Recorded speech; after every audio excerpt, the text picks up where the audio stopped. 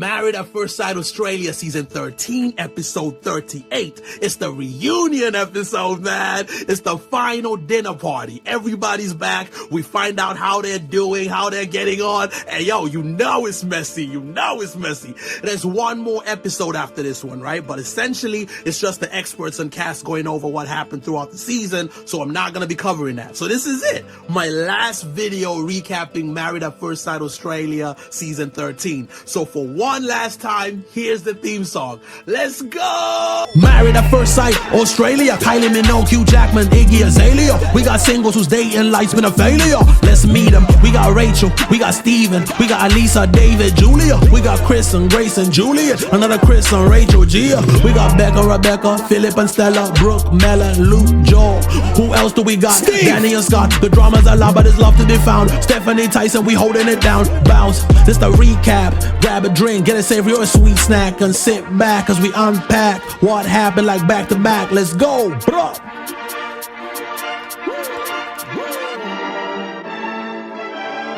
Alright, so for us, it's only been a day, okay? We were just watching the Final Vows yesterday, but for these guys, it's been over a month. So we're catching up with them to see how they're getting on. We check in on Rach and Stevo. Rachel's all dressed up, ready for the dinner party, but yo, she looks sad. She looks sadder than usual. She tells us that her and Stevo broke up. They've broken up, man. It's over. Dunzo. She's being kind of cryptic about it, but apparently Steve was the one who ended it because he just couldn't prioritize their relationship. Like, you know, he's got a job, he's got his life going on. He just couldn't make their relationship a priority. Now, personally, I need more tea, okay? I feel like she's giving me a little espresso cup with a tiny bit of tea in it. Like the tea bag barely fits in it. I need like a whole kettle. I need more tea. I need more. I need like a whole kettle. I need more tea. Like, what were the conversations that led up to that decision? Like, what led up to the breakup? Because here's what I think happened, okay? I think Steve was spent months with this woman, and he was happy because, you know, of course he was. Here's someone who likes him, is affectionate, is willing to give him access to the kitty, right? He's happy. But on the flip side, their first huge argument was because he made a joke that she didn't find funny. And it became this huge thing. In fact, throughout the season, on multiple occasions, Steve talked about how he felt like his humor and parts of his personality clashed with Rachel. Remember when that whole Beck thing happened? Remember that? We found out that Steve had stayed up through the night, hugging her, stroking her hair, telling her to breathe while she cried through the night. And this was over a joke. Yeah, a crude, you know, inappropriate joke, but still a joke, okay? They had deep, deep conversations about chemistry and being affectionate. They talked about their past rejections and trauma. And, you know, and I feel like it was so deep and heavy. I feel like they skipped that fun, carefree honeymoon stage. Their relationship felt like it needed a lot of work to make it work. So when I hear her talk about Steve couldn't prioritize their relationship because, you know, of his job and blah, blah, blah. To me, it just sounds like he couldn't prioritize that kind of relationship, like something that was so heavy and deep and required him to give a lot of himself. You know what I'm saying? Because if I've got work first thing in the morning, I can't be up with you through the night. You know what I'm saying? Comforting you because your ratchet homie made an inappropriate joke. I can't do it. We check in on Alissa and she is still reeling from them final vows, you know. It's been over a month and she is still fuming that David walked away and didn't listen to her vows. She's like, I'm expecting an apology from David tonight. We check in on David and yo, he is standing on business. He has no regrets, a zero goose egg. He's not planning on apologizing. And yo, I'm like, keep that same energy when you see her at the dinner party, bro. Don't fold. Keep that energy. We check in on Scott, and yo, he seems to be in a good place. He's happy. He seems relaxed. He's super happy that he called it quits with Gia, and he's actually looking forward to seeing her and kicking it as homies. We check in on Beck, and yo, we find out that Danny and Steph have been texting each other. Yeah, Beck has seen the text messages, bro. So apparently Steph is the one who reached out first, okay? She wanted to have a chat because her and Danny work in the same industry and whatnot. She asked him how he was doing after the breakup with Beck, and he was like, it be like that sometimes, man. And apparently, Steph sent him some photos of her in a bikini. bikini. Ooh. Now, listen, just like you, I was curious, okay? So I looked it up. I did my research for you guys. I'm trying to do up like proper journalism for you guys. So I looked it up, and this is the photo she sent him, okay? Now, as someone who's received and sent the occasional racy pic, I don't think this is that deep, okay? This is the kind of joint you send someone when they go, oh, what you up to? And you go, oh, I'm enjoying the sun, I'm on a boat or whatever, and you attach the pic just to show them what you're up to. And they're like, yeah, that seems like a good time. The weather's beautiful. It seems innocent enough. I mean, it could lead to more juicy messages. She could have been testing the waters. And if he'd gone, oh, you look banging, and acted all thirsty, it could have become more of a flirtatious thing. But for now, it's not that deep. But of course, this is Beck we're talking about, right? So she feels like it's disrespectful, she's crashing out, and she's bringing that energy into the dinner party. Now, the dope thing about this dinner party, it was just seeing the whole gang back together. Like, I'm not gonna lie, I've low-key missed some of these guys, man. First up to arrive is Alissa. She looks banging, I ain't gonna hold you. She's got that energy like she's ready for all the smoke, all the beef. She wants to confront David and let everyone know how he did her dirty. She grabs herself a drink and she's just waiting. Next up, we got Beck in the leopard print. She grabs a drink, chops it up with Alissa, and she's like, yo, we had this beautiful day. We went out, we connected. He made me feel like he was locked in. And then during the final vows, he broke up with me. She starts crying, and then Rachel rocks up, and she's already crying, you know. Hey, shout out to Rachel, though, because that dress is... yeah, the curves are curving. I think it's the best she's looked on this show, like, ever. The three of them sit down, you know what I'm saying? They're talking about their broken relationships. Next to arrive, it's our boy Luke, the farmer. Yo, get in here, bro. Get in here, bro. It's so good to see the dude, man. And yo, it's good to see him happy again. Just big smiles, good energy. He hugs up the girls like, hey, how y'all doing? What's new? He brings like this positive energy to the group. You know what I'm saying? Lifts up the vibes. Next up, looking gorgeous in the yellow, is Rebecca, baby.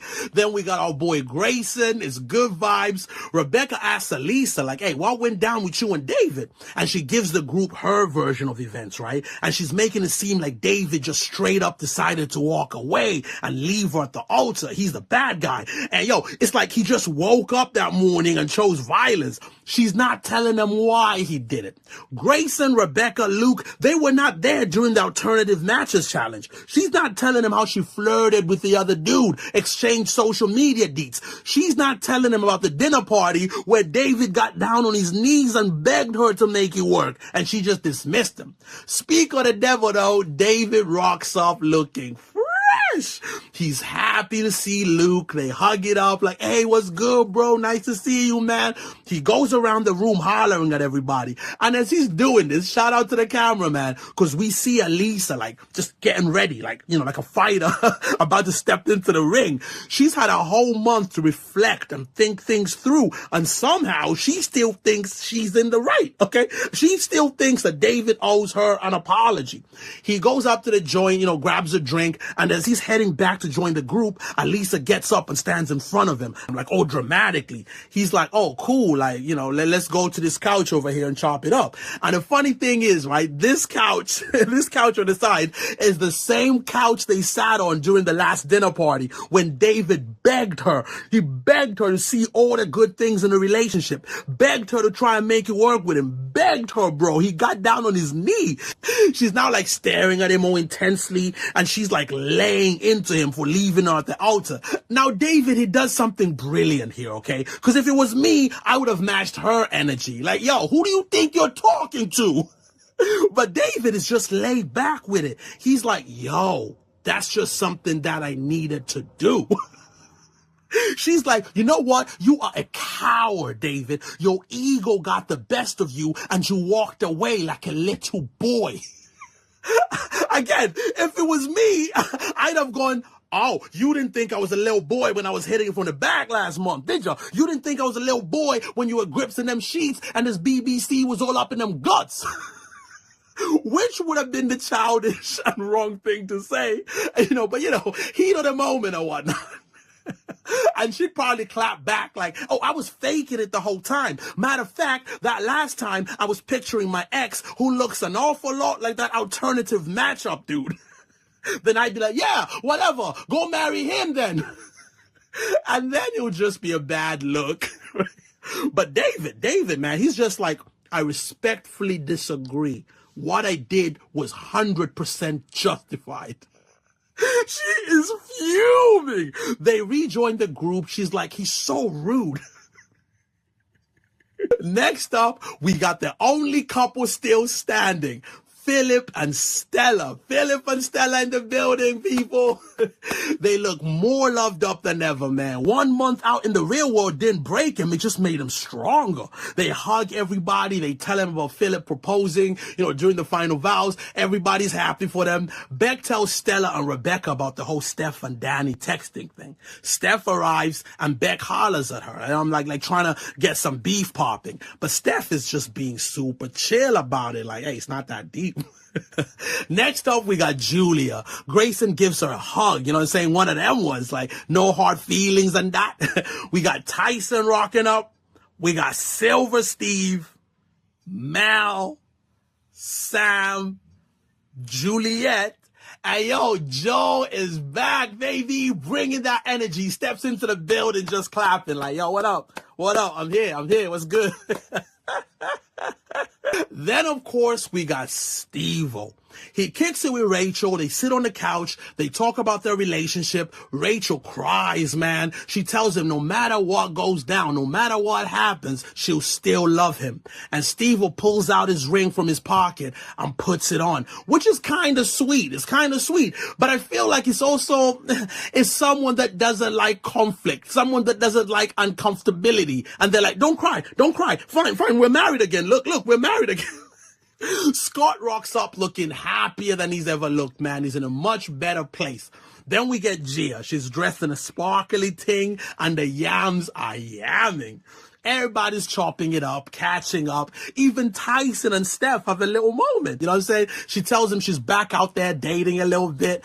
Last to rock up is our boy Danny. And he's feeling super confident. He's feeling like the main character in a Guy Ritchie movie. He's like, bro, I'm from East London. I've walked into rooms not knowing if I was going to come out alive. Okay.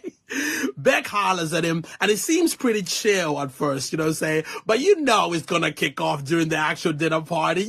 It will. So everybody's at the table, you know what I'm saying? And it's beautiful just seeing everybody, you know what I'm saying? Filip does up a toast, and it's so good seeing the gang back together. They're all here, man. Well, except for Brooke and Chris, because apparently Brooke got back with her ex and got pregnant with the quickness. She got knocked up. Cause she got knocked up. But yeah, everyone's here, man. Tyson tries to stir up some drama. He's like, yo, David, share with the rest of us. Share with the rest of the congregation what happened between you and Alissa at them final vows. Why did you do her so dirty? Tyson's a menace. Alissa's probably thinking this is great, okay? Because everyone is here and she's good at talking really fast and really loud. So she's thinking she can get everyone on her side. She's like, you claim to be all about respect, David. You claim to be this super respectful guy, but you disrespected me by walking away. You pretty much spat in my face. David's not having it though. He's like, since we're being super transparent, okay? Since we're airing out all the dirty laundry, tell everybody what you did on the flight back to Adelaide to return your wedding dress. He's like, did you or did you not get some random dude's phone number?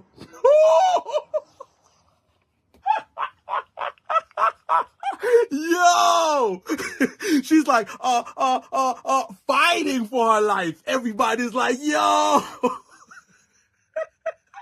Beck and Danny hash it out again, and she confronts him with the whole, texting Steph thing. He tells her it wasn't that deep, and she gets to the core of what's really hurting her, what's really going on. She felt played, man. She genuinely believed that they would walk off into the sunset together. But instead, he turned around and dumped her. And, she felt blindsided, and it sucks. Gia tells Tyson about the whole Danny and Steph thing. And Tyson's like, clink, clink, clink, clink, clink. Brings it up to the whole table and puts them on blast. Danny and Steph are both trying to downplay the whole thing. Like, hey, it's not even like that. But Beck crashes out. She's yelling across the table, who do you think you are? She's switching at Danny and Steph. And my favorite line of the episode, she calls them scurvy seadogs. I'm going to start using that from now on. If you're acting all weird, I'd be like, hey, shut up, man, you scurvy sea dog. Oh, Beck, man. I'm gonna miss you, bro. I'm not gonna lie. She dips out, and we see her backstage, and she's crying. It's sad. She's like, I love him. Yeah. It's rough. So, that was the episode. That was the season. A playlist is gonna pop up somewhere on the screen, okay? It's gonna pop up, and it has all the episodes, like going all the way back to episode 1. If you've missed any of them, or you just want to relive some of the moments, check it out. Please give this video a like. If you're not subscribed, please do. I'll be back with some other randomness. Until then, you take care of yourself, fam, 'cause I love you.